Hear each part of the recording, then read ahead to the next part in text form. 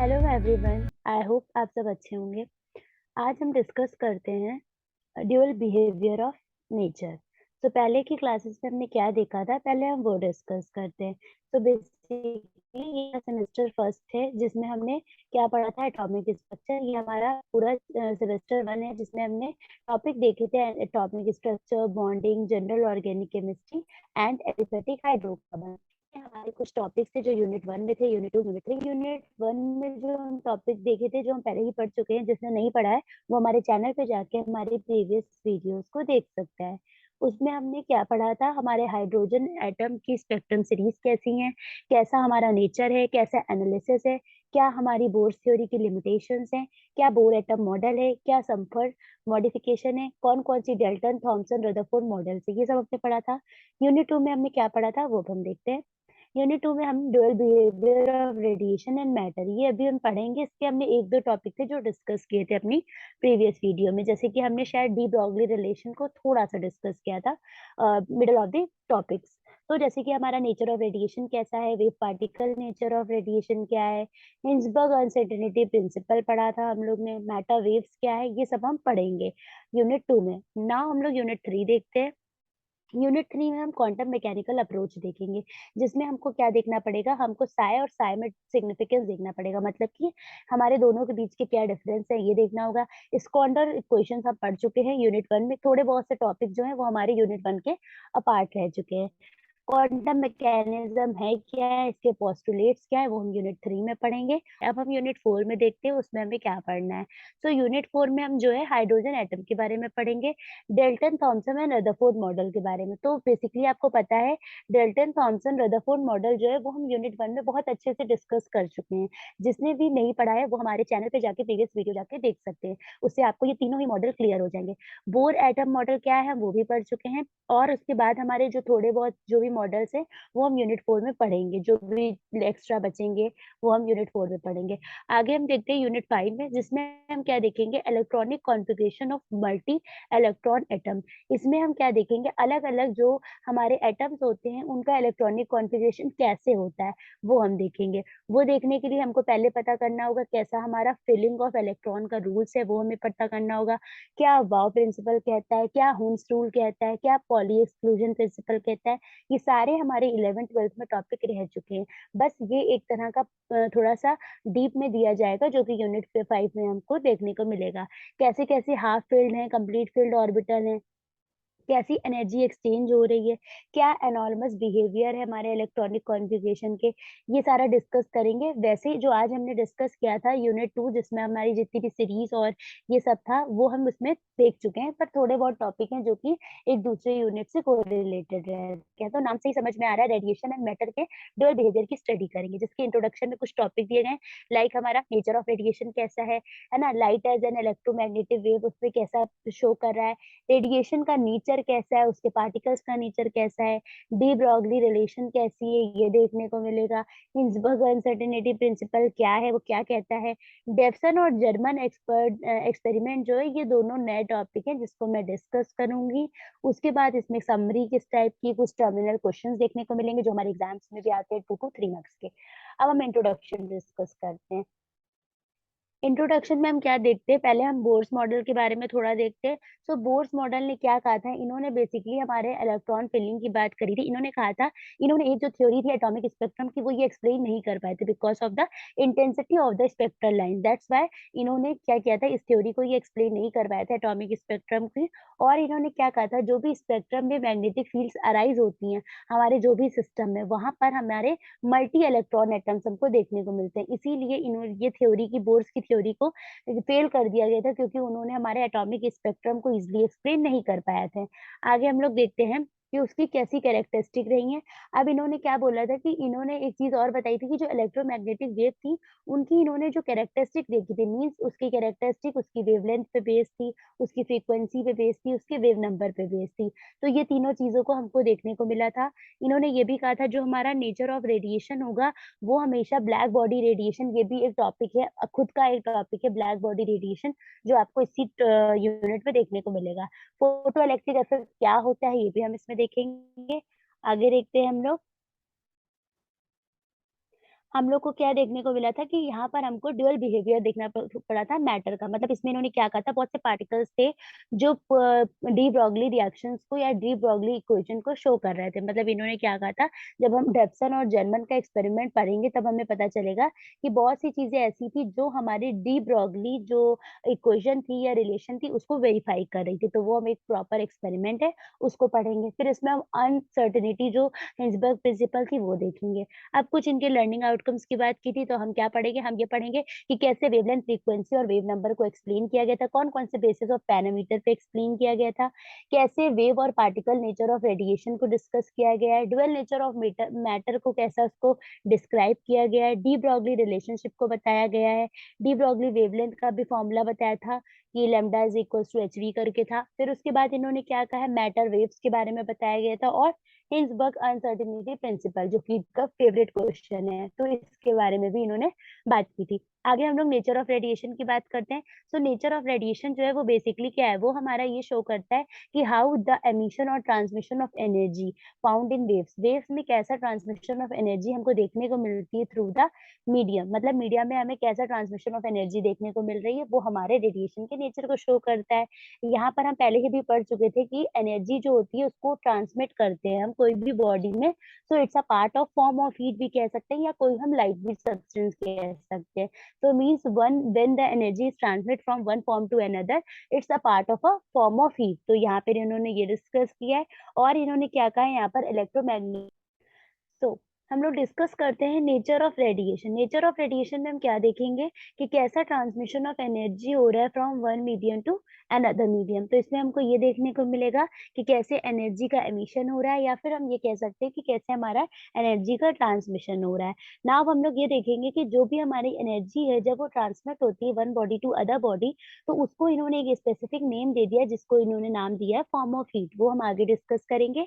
अभी के लिए हमें इसमें बस इतना ही पढ़ना है, और क्या इलेक्ट्रोमैग्नेटिक वेव है वो कैसे बिहेव करती है लाइट में वो पढ़ेंगे। आगे देखते हैं light as an electromagnetic wave. ये एक रीजन में क्वेश्चन पूछा गया था 2 मार्क्स का कि लाइट वेव को हम कैसे इलेक्ट्रोमैग्नेटिक वेव के थ्रू दिखा सकते हैं। तो इन्होंने ये एक डायग्राम शो किया है जिसमें हमें वेवलेंथ शो हो रही है, इलेक्ट्रिक फील्ड शो हो रही है और डायरेक्शन शो हो रहे हैं।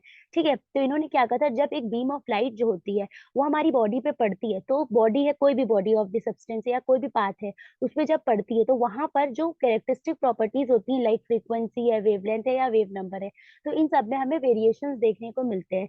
तो ये आप डायग्राम देख सकते हैं। तो इसमें हमारा मैग्नेटिक फील्ड में भी वेरिएशन होगा, है ना, वेवलेंथ में भी होगा, इलेक्ट्रिक फील्ड में भी होगा। तो ये डायग्राम से हमें बेसिकली ये पता चल रहा है that how the wave propagate, means कोई भी पाथ पे कैसे कोई भी वेव जो होती है वो प्रोपोगेट करती है। वो हमारे वन डायमेंशन भी हो सकती है और टू डायमेंशन भी हो सकती है। आगे देखते हैं हम लोग। वेवलेंथ जो होती है उसको लैम्डा से डिनोट करते हैं, ये सबको ही पता है। और वेवलेंथ इज बेसिकली जो हम डिस्टेंस फॉर्म करते हैं between the crest and the trough. ये हमारा जो क्रेस्ट और ट्रफ के बीच की जो डिस्टेंस होती है उसको हम लैम्डा कहते हैं और उसे हम लैम्डा से डिनोट करते हैं। इसकी यूनिट जो होती है वो मीटर होती है। Frequency it is the number of waves per second, it is represented with the N U, या फिर हम इससे वी भी कह सकते हैं। फ्रीक्वेंसी की जो यूनिट होती है वो हर्ट्स होती है। और आपको इन्होंने बताया इसका फॉर्मूला क्या है, lambda is equal to C upon V. तो ये बेसिकली सी जो होती है वो हमारी लाइट होती है, वेलोसिटी ऑफ लाइट क्या है, lambda is wavelength and V is frequency. तो ये फॉर्मूला आपको आगे देखने को मिलेगा जब आप न्यूमेरिकल सॉल्व करेंगे। आगे देखते हैं हम लोग। जो सी होता है वो हमारा कांस्टेंट रहता है 2.998 इंटू 10 की पावर 8 मीटर पर सेकेंड, जो कि कैलकुलेशन में हम एज इट इज लेते हैं। उसके बाद पीरियड ऑफ ऑस्किलेशन निकालने के लिए हमारा फॉर्मूला होता है T is equals to 1/v। ये हमारा इंडिकेट करता है, जब हमको कई बार न्यूमेरिकल्स में पूछा जाता है 1 ऑस्किलेशन निकालिए या 2 ऑस्किलेशन निकालिए, तो हम T is equals to 1/v करके ऑस्किलेशन पीरियड निकाल लेते हैं। वेव नंबर जो होता है उसको हम म्यू डैश से भी डिनोट करते हैं। वेव और ये जो फॉर्मूला है, जो वेव नंबर होता है वो हमारे फ्रीक्वेंसी और वेवलेंथ आपको देखने को मिल रहा होगा।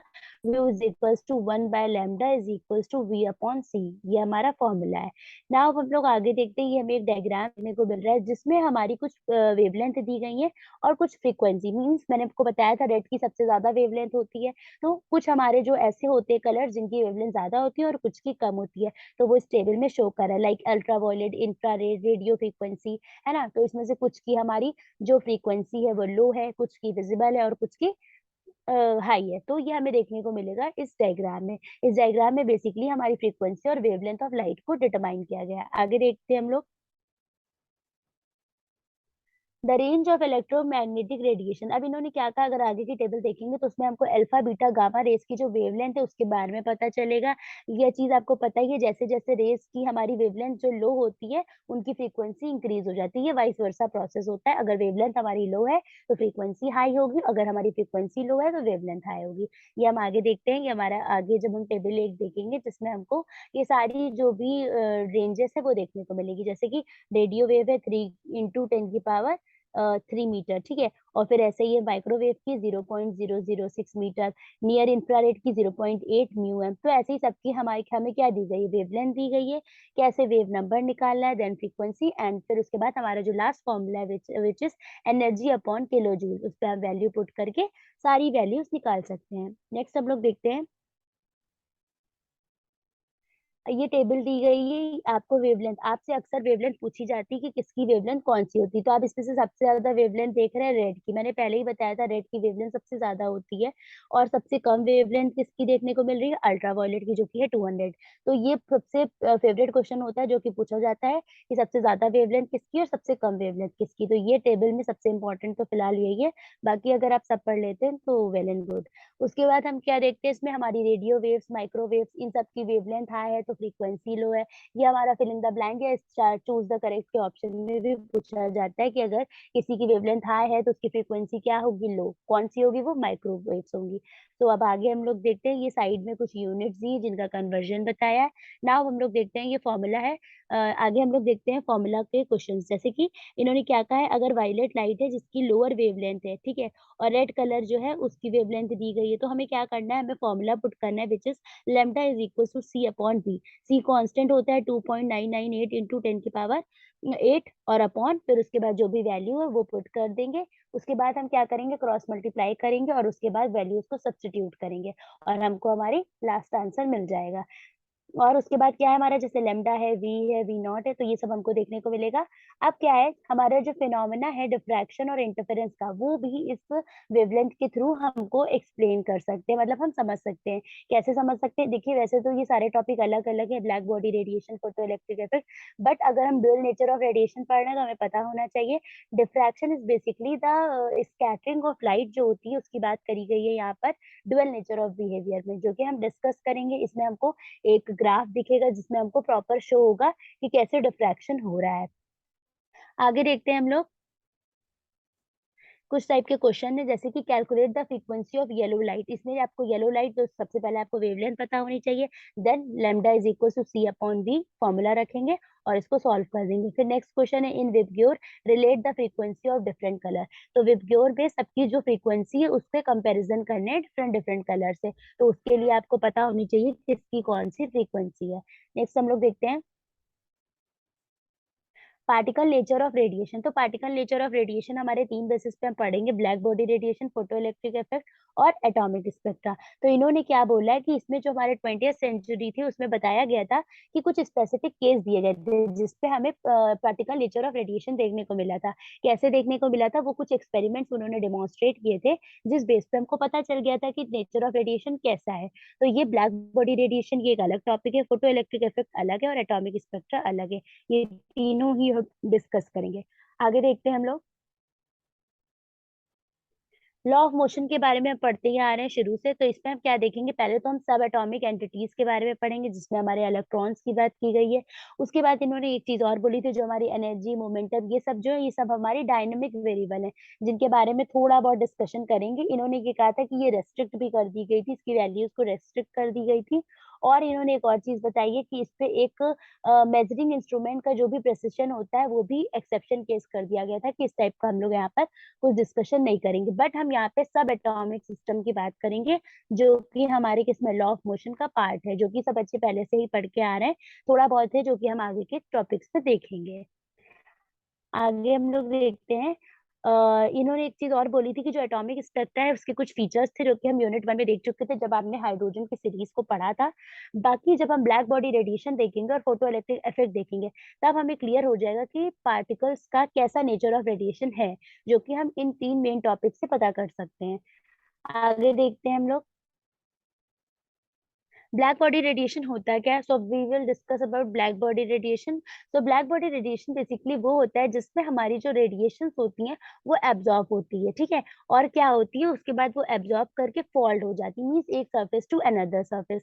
ये आप डायग्राम देख रहे होंगे, इसमें आपको देखने को मिल रहा है कि क्या हो रहा है। पहले हमारी कुछ रेस जो है वो ब्लैक बॉडी पे जा रही है और उसके बाद कुछ एमिट हो रही है। तो इनका मतलब का ये कहने का मतलब था कि जो हमारा ब्लैक बॉडी रेडिएशन है वो हमारा एमिशन ऑफ रेडिएशन भी शो करता है। अगर हम इसकी थ्योरी को देखें और उसमें आपको साफ-साफ क्लियर होगा कि क्या-क्या बोलना चाह रहा है ब्लैक बॉडी रेडिएशन, ठीक है? तो इसकी एक प्रॉपर डेफिनिशन है, वो आप तैयार कर सकते हैं। A perfect black body is one which absorb all the radiation falling on it.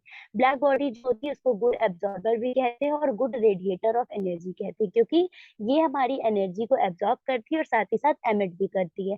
उसके बाद इन्होंने क्या कहा है, इसका एक एग्ज़ाम्पल भी इन्होंने दिया है। हमारे अगर जो पैन होता है उसकी जो आउटर मोस्ट कवरिंग होती है, जो उसमें अगर आप देखते हैं नॉन स्टिक पैन, उसके जो चारों तरफ होता है वो ब्लैक बॉडी रेडिएशन ही होती है, जिस वजह से हमारी जो एमिशन ऑफ हीट होती है वो इजिली होता है। तो ये इसको कहा जाता है ब्लैक बॉडी को, it is a both good absorber and a good radiator of a energy, इसी वजह से इसको कहा जाता है। अगर हम एक्सपेरिमेंटली देखें तो हमारा सबसे बड़ा एग्जाम्पल ही है ये। बहुत सारे टाइप्स ऑफ बॉडीज होती हैं, जो इन्होंने क्या कहा है, जैसे कि ब्लैक बॉडीज जो होती है उसमें मैक्सिमम अमाउंट ऑफ एनर्जी जो होती है वो रेडिएट होती है, रेडिएट कह सकते हैं या रिलीज होती है, लेकिन उतनी ही मैक्सिमम अमाउंट ऑफ एनर्जी जो होती है वो एब्जॉर्ब कर लेता है, क्योंकि ये वाइस वर्सा प्रोसेस होता है, जैसे ये लेता है वैसे ही वो एमिशन भी शो करता है। ये आपको ग्राफ शो हो रहा होगा जिसमें ऑब्जर्व रिजल्ट दिखा रहा है ब्लैक बॉडी रेडिएशन का। देखिए, ब्लैक बॉडी रेडिएशन का एक तरफ हमारा रिलेटिव इंटेंसिटी दी गई है, दूसरी तरफ हमारी वेवलेंथ दी गई है। वेवलेंथ कैसी दी गई है? 0, 500, 1000, 1500 एंड 2000, और इधर हमारी इंटेंसिटीज दी गई हैं। तो इन्होंने क्या देखा है, जैसे-जैसे हमारा जो ब्लैक बॉडी रेडिएशन हो रहा है, वहाँ पे रिजल्ट में हमें कैसा देख रहे हैं, कहीं पे जो हमारा पाथ है, वो बिल्कुल हाई जा रहा है, लाइक 14 पे जा रहा है, कुछ थोड़ा-सा लो है, जो कि 8 के आसपास है, फिर उससे कम है, जो कि 4th के आसपास है, कुछ उससे कम है, जो कि 2 के आसपास है, और लास्ट जो है, वो हमारा 0 और 2 के बीच में। तो इनका कहने का मतलब क्या है, जो एमिशन ऑफ एनर्जी हो रहा है, वो धीरे-धीरे क्या कर रहा है, डिक्रीज़ करता जा रहा है। अगर हम यहाँ से लास्ट से देखें तो वो हमारा इंक्रीज़ कर रहा है, बट अगर हम टॉप टू बॉटम देखें तो वो हमारा क्या हो रहा है, वो हमारा डिक्रीज़ हो रहा है। तो ये हमारा ये डायग्राम जो है वो पूरा क्लियरली शो हो रहा है कि कैसे ब्लैक बॉडी रेडिएशन जो है उसका रिज़ल्ट को हम ऑब्ज़र्व कर सकते हैं। ये आप एग्ज़ाम में भी बना सकते हैं। आगे का जो भी टॉपिक रहेगा वो हम डिस्कस करेंगे नेक्स्ट वीडियो में। बाकी आप हमारे चैनल पे हमारी सारी प्रीवियस वीडियो को देख सकते हैं। ये जो हमारी यूनिट 2 के थोड़े बहुत टॉपिक बचे हैं, वो हम डिस्कस करेंगे नेक्स्ट वीडियो में, लाइक डेफसन एंड जर्वन एक्सपेरिमेंट और हिंसबर्ग अनसर्टेनिटी प्रिंसिपल। ये सारा ही कुछ हम नेक्स्ट वीडियो में डिस्कस करेंगे। सो आज के लिए थैंक यू।